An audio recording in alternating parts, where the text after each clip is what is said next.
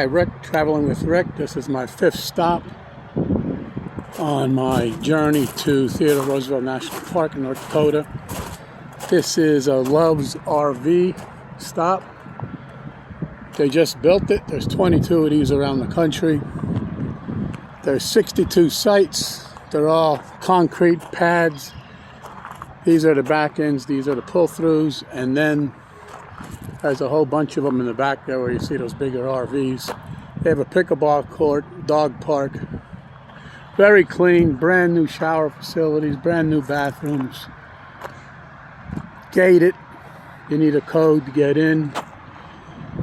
Total with taxes, this was $35 a night. And it's right at the intersection of Interstates 57 and 39 in northern Illinois, Normal, Illinois. North of Champaign, where the University of Illinois is. Right across the street is truck parking for Love's Truck Stop.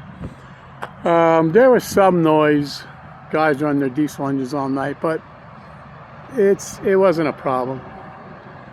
So this is stop number 5.